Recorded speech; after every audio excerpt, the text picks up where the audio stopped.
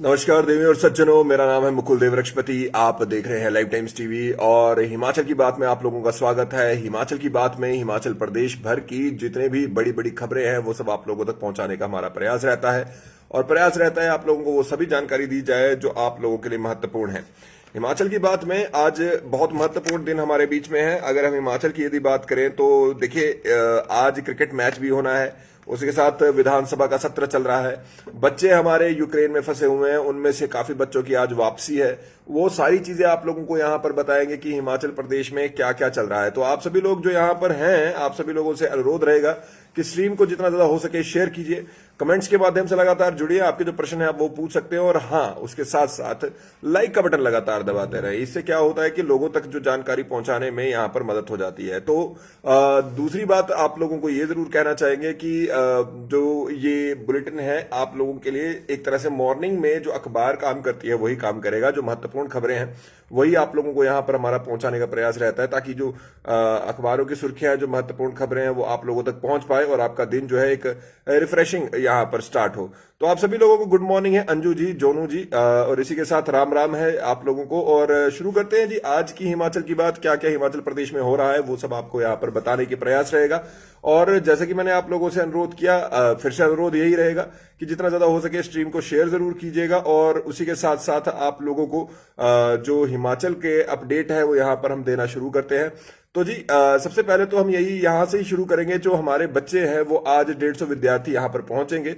तो आपको बता दें कि जैसे कि आप लोगों को जानकारी है, रूस और यूक्रेन के बीच में, Russia and Ukraine are in a fighting mode. वहां पर रूस ने यूक्रेन को इन्वेड कर दिया है और रूस ने एक शर्त रखी है कि हाँ, हम बात करने के लिए तैयार हैं, लेकिन आप लोग हथियार डाल दीजिए, उसके बाद ही जो बात होनी है वो होगी।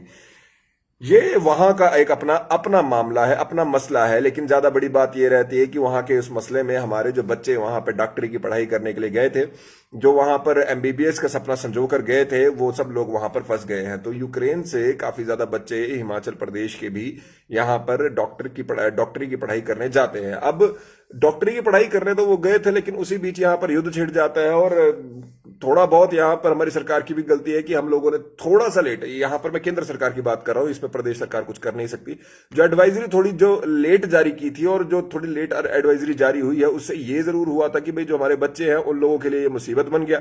और हमारे बच्चे जिनके लिए ये मुसीबत बना उनके लिए अब यहां से उनको वापस लाना जो है वो अब सरकार शुरू कर चुकी है। तो आज 150 बच्चे वापस पहुंचेंगे, ऐसी हमारे बीच में खबर है। और यहां पर आपको बता दें कि डॉक्टर करीब 2000 जो हमारे जो यहां से एकदम से, क्योंकि यूक्रेन से वो उठाए जा रहे हैं उसके पास की कंट्री पोलैंड से या रोमानिया से। तो यहां पर हमारे बीच में जो बच्चे हैं वो उसमें से रोमानिया बॉर्डर तक वो पहुंचे हैं और उसके बाद 150 हमारे प्रदेश के, यहां पर 2000 बच्चे वहां पर पहुंचे, जिसमें 150 हिमाचल प्रदेश के हैं। और यहां पर अब इन्हें यहां पे वापस पहुंचाने का एक प्रयास किया जा रहा है। और आपको बताया जा रहा है, आपको बता दें कि इन फिर से 2000 लोगों में से 150 हिमाचली हैं। और जो दूतावास के निर्देशों का पालन करते हुए जितने भी डॉक्टर हैं बसों के आगे भारतीय झंडा लगा के रोमानिया की सीमा तक पहुंचे हैं। और ये जांच, जो उनके दस्तावेज है उनकी जांच करने के बाद उन्हें रोमानिया में प्रवेश मिल रहा है। और उधर बसों से उतरने के बाद बॉर्डर में कतारों में लगकर विद्यार्थी अपनी औपचारिकताएं पूरी करके यहां पर जो रोमानिया है उसके बॉर्डर पर जाकर अब उसके बाद यहां से वापसी करने की तैयारी कर रहे हैं। तो 150 बच्चे हिमाचल प्रदेश के भी आज वापस पहुंचने की उम्मीद है हमें। और उसी के साथ साथ जैसे कि आप लोगों को बताया कि 2000 के आसपास यहां पर परीक्षु जो है वो वापस आएंगे। आप सभी लोग इस स्ट्रीम को जरूर शेयर कीजिए और उसी के साथ लाइक का बटन लगातार दबाते रहे। ये आप लोगों से अनुरोध हमारा रहता ही है, आज भी वही आप लोगों के बीच में अनुरोध रहेगा ही। और जितना ज्यादा हो सके स्ट्रीम जरूर शेयर कीजिए। चलिए, ये तो रही एक बात। इसके साथ साथ क्या क्या और हुआ है वो भी आप लोगों को यहां पर बताने का हमारा प्रयास रहता है। बात करें हिमाचल प्रदेश की और आप लोगों के जो हिमाचल प्रदेश में क्या क्या इस समय पर चल रहा है, तो वो भी आप लोगों को यहां पर बताने का हमारा प्रयास रहेगा। जो दूसरी खबर हमारे बीच में है वो है कि जो हमारे पेंशनर्स हैं उनकी जो पेंशन है एक तरह से उसमें 2.57% यहां पर पेंशन बढ़ने की बात यहां पर हुई है। आपको बता दें कि ये जो पेंशनर को बढ़ी हुई पेंशन कैसे मिलेगी उसका फॉर्मूला यहां पर सरकार द्वारा तैयार कर दिया गया है। केंद्र सरकार की तर्ज पर यह फॉर्मूला लगाया गया है। आदेश इसके लिए जारी किए गए हैं। उसमें क्या रखा गया है कि 31 दिसंबर 2015 की पेंशन में 2.57% की बढ़ोतरी की जाएगी और राज्य सरकार के लिए केंद्र सरकार जो राज्य सरकार है उसने केंद्र सरकार की तर्ज पर यह फैसला लिया है कि उनका जो फॉर्मूला है उसी को यहां पर अपनाया है और उसी के साथ साथ यहां पर 2016 के पेंशनरों की नई पेंशन को अब 31 दिसंबर 2015 की बेसिक पेंशन या फैमिली पेंशन की तर्ज पर तय किया जाएगा और उसी के साथ साथ राज्य में 1 जुलाई 2016 से न्यूनतम पेंशन 9,000 रुपए प्रति माह यहां पर कर दी गई है और संशोधित पेंशन या पारिवारिक पेंशन को अगले उच्चतम रुपए का संशोधित किया जाएगा। समय समय पर अंतरिम राहत दी जाती रही है जो 21% दी गई है यहां पर जो बताया गया है, अखबारों के माध्यम से आपको बता रहा हूं। और यहां पर अब देखिए ये एक तरह से तो एक ये बात होगी। अब यहां पर ओपीएस बहाली के लिए जो हमारे लोग यहां पर जुड़े हुए हैं उनको एक तरह से शायद वो लोग क्योंकि वो पेंशनर्स नहीं है वो लोग तो शायद इससे खुश होंगे नहीं और उसी वजह से अब जो ओपीएस बहाली के लिए हमारे लोग चले हुए हैं या फिर जो बाकी के सब अपनी मांगे मंगवाने के लिए यहां पर कर्मचारी वर्ग के लोग चले हुए हैं उनके लिए सरकार ने एक फरमान निकाला है और वो फरमान शायद उनमें से किसी को भी यहां पर पसंद नहीं आ रहा होगा। कारण उसका साफ है कि कर्मचारी अगर कोई धरना प्रदर्शन करते हैं तो उन पर कार्रवाई की जा सकती है। कैसी कार्रवाई, क्या कार्रवाई, वो भी आप लोगों को यहां पर बता देते हैं। आप लोग स्ट्रीम को जरूर शेयर कीजिए, लाइक का बटन लगातार दबाते रहे। तो सरकार ने ये एक साफ कर दिया है कि कोई भी व्यक्ति यहां पर जो धरना प्रदर्शन, कर्मचारी खासकर धरना प्रदर्शन करता हुआ नहीं दिखना चाहिए। अगर ऐसा करेंगे तो सरकार उसके खिलाफ एक्शन ले सकती है। तो क्या यहां पर कहा गया वो आप लोगों को यहां पर बताते हैं। तो सरकार द्वारा कहा गया है कि जितने भी लोग हैं उन्होंने यहां पर कहा है कि कानून तोड़ने पर कर्मचारी सस्पेंड होंगे और सीएम की मौखिक नसीहत के बाद सीएस ने चेतावनी आदेश भी अब जारी कर दिए हैं। तो आप ये रखिए कि प्रदेश में अब किसी भी प्रकार का धरना प्रदर्शन, घेराव या हड़ताल पर रोक है। उन्होंने ये कहा है कि अगर किसी भी प्रकार से वो जो ये यहां पर है कि धरना प्रदर्शन जिस दिन करेंगे उस दिन उनका वेतन काटने के निर्देश दिए गए हैं और कानून का उल्लंघन किया तो उसी दिन संबंधित कर्मचारी को सस्पेंड कर दिया जाएगा। और उसके साथ साथ ही जो बाकी की सारी चीजें यहां पर कही गई है इसके साथ साथ ही ये भी कहा गया है कि सिविल जो सर्विस रूल्स है 3 और 7 का उन्होंने हवाला दिया है और कहा कि प्रदर्शन, घेराव, हड़ताल, बाइकॉट, पेन डाउन स्ट्राइक और सामूहिक अवकाश लेने पर कर्मचारियों का वेतन काटा जाएगा और उन पर आपराधिक मामला भी दर्ज हो सकता है। सुनिएगा ध्यान से। और विधानसभा सदन में आंदोलन करने वाले कर्मचारी नेताओं को यह चेताया था, मतलब बाहर वो विधानसभा के दौरान ये बात हुई थी और उसके साथ साथ ये कहा था कि बहकावे में आकर जो प्रदर्शन इस समय पर जो कर्मचारी कर रहे हैं वो उन्हें नहीं करना चाहिए। उन्होंने बहुत साफ किया था कि किसी प्रकार का, उस समय पर तो मुख्यमंत्री ने भी कहा था कि अगर आप लोग ये रैलीज, घेराव ये सब करना है तो मैं आपकी बातें नहीं मानूंगा। मैं बातें आपकी तभी मानूंगा, सरकार आपकी बात आपकी तभी मानेगी अगर आप लोग यहां पर प्रॉपर तरीके से हमारे पास आए और प्रॉपर तरीके से हमारे साथ आने के बाद यहां पर बातचीत करें। कोई हम पे अगर सरकार पर अगर आप लोग किसी तरह से घेराव करने का प्रयास करते हैं, सरकार को आप घेरने का प्रयास करते हैं, अगर आंदोलन करते हैं और लोगों को यहां पर इकट्ठा करने के बाद यहां पर ये उम्मीद कर रहे हैं कि सरकार आपकी बात सुनेगी, तो सरकार आपकी बात नहीं सुनेगी। यह हालांकि कह तो दिया गया है लेकिन अब ये कितना होता है कितना नहीं वो जरूर यहां पर देखने वाली बात रहेगी। लाइक का बटन लगातार दबाते रहे और कमेंट्स के माध्यम से आप अपने प्रश्न भी पूछ सकते हैं। आपके कमेंट्स को यहां पर थोड़ी देर में लेना शुरू करेंगे। तो एक तरह से काफी ज्यादा लोग इसको दोनों तरह से देख रहे हैं। कुछ लोगों के लिए ये ऐसा है कि सरकार चलाए रखने के लिए काम करना, बहुत इस तरह का काम करना जरूरी था, लेकिन काफी लोगों को यह भी लग रहा है कि सरकार के लिए इस तरह का काम करने के साथ साथ यहां पर जो कर्मचारी है उनके अपने हितों के लिए अगर वो सड़कों पर उतरेंगे भी तो उसका मतलब ये नहीं है कि इस तरह का कोई तुगलकी फरमान वहां पर निकलना चाहिए। लेकिन अब फरमान तो फरमान है, वहां पर जो उनकी अपने रूल्स हैं उसका यहां पर हवाला दिया गया है। होली का पर्व आ रहा है और होली के पर्व के लिए आप लोगों के बीच में खुशखबरी है। करीब 2 साल से थोड़ा ज्यादा, जी हां 2020 में तो मनाई भी गई थी। 2 साल के बाद जो होली है वो अब यहां पर बिना किसी रुकावट के खेली जा सकती है। संक्रमण का जोखिम हालांकि बना हुआ है और जो निर्देश हैं केंद्र सरकार की ओर से वहां पर यह कहा गया है कि प्रतिबंधों में ढील दे दीजिए और वहां पर इस बार लोग जो है वो होली खेल पाएंगे। हालांकि ये कहा गया है कि मास्क भी पहन के रखें, सामाजिक दूरी लोग यहां ना भूलें, ये सब चीजें यहां पर कहा गई है। और मास्क न लगाने पर जुर्माना अब 500 रुपए दिल्ली जो यहाँ पर डिजास्टर मैनेजमेंट है उन्होंने यहाँ पर कर दिया है। तो करीब हमारे बीच में 2 साल के बाद अब होली जो है वो खुल के खेली जा सकेगी। हालांकि ऐसा तो चलिए एक कागजों की बात तो रही, लेकिन फिर भी पहले की तर्ज पर फिर भी थोड़ा डर तो होता था। आपको बता दें कि पूरे भारत भर में 57 जिलों में अब 10% से ज्यादा संक्रमण दर है, बाकी सभी जिले नीचे आ चुके हैं और ये एक अच्छी खबर है।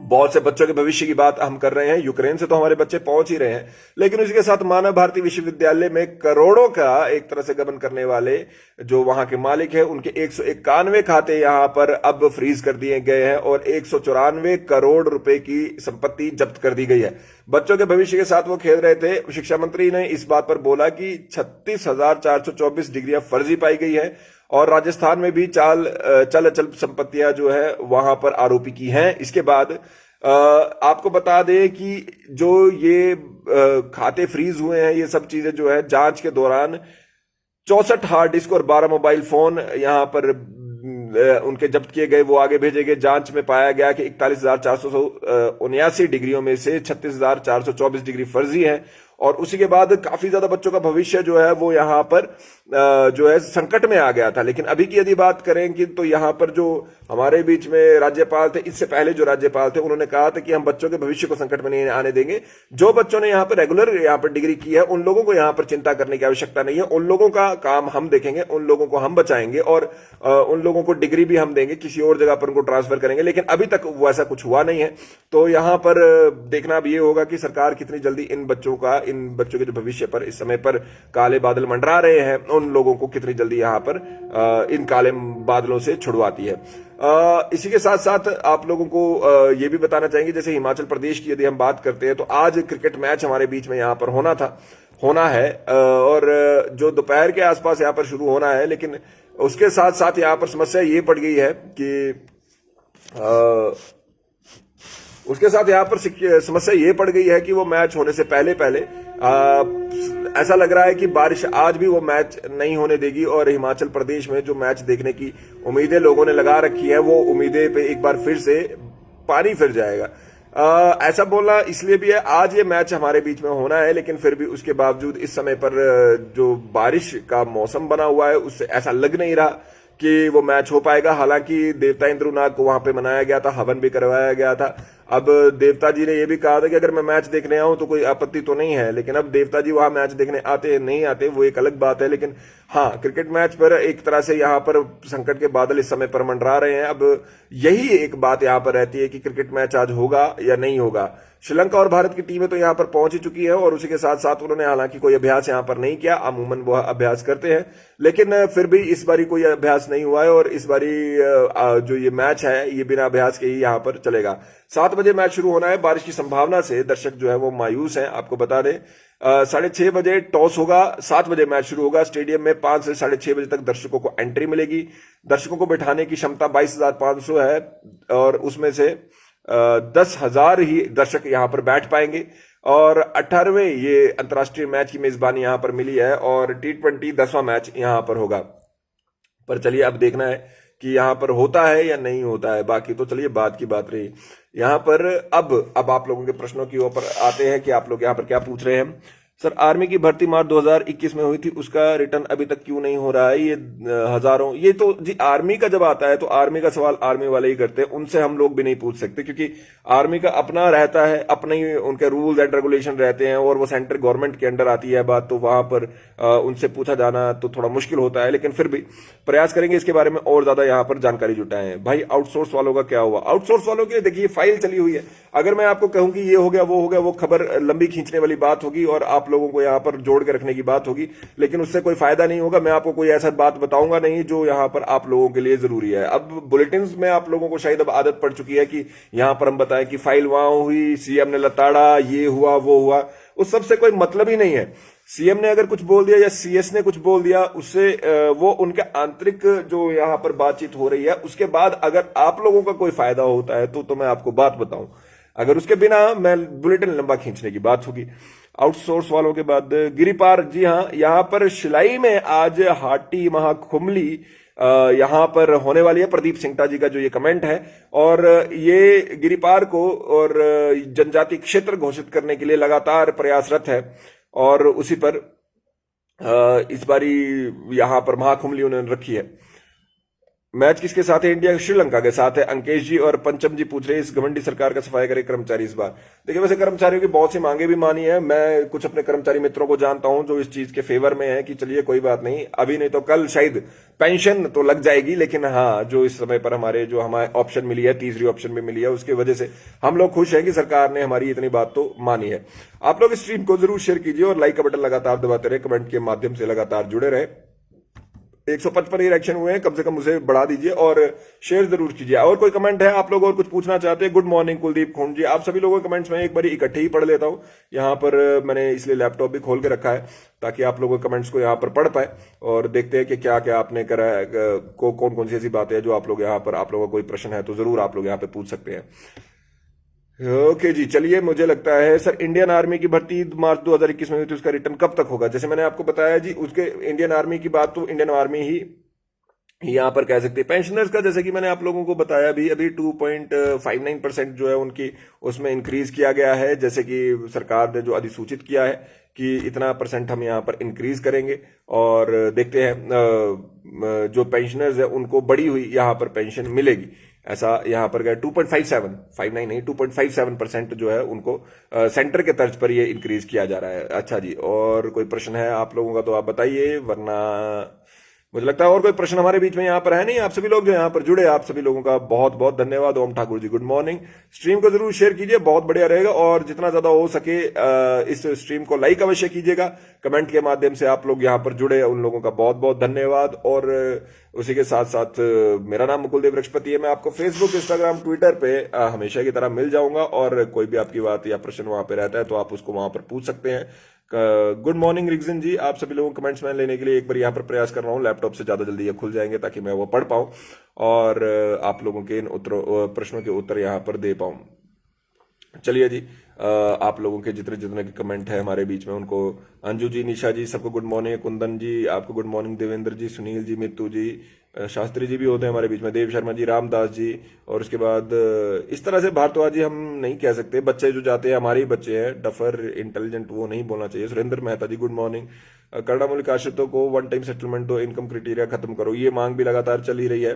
कुछ नया नहीं है यहाँ पे चुनू जी यहाँ पर बताने के लिए। बाग जी, देव शर्मा जी, प्रदीप जी, भूपी जी, पंचम जी, और अंकेश जी, कुलदीप जी, सुभाष जी, इसके बाद ओके, आप सभी लोग यहाँ पर जो बड़े हैं, विद्या देवी जी, आंगनवाड़ी की बात मानी, सीएम जी आई, मैं सीएम ने आंगनवाड़ी की बात मानी, अभी तक ऐसा कुछ नहीं हुआ है। रिंपल सिंधु जी, दिनेश जी और शालू जी गुड मॉर्निंग है जी। आप सभी लोग जो यहाँ पर जुड़े, आप सभी लोगों का बहुत बहुत धन्यवाद। स्ट्रीम जरूर शेयर कीजिएगा।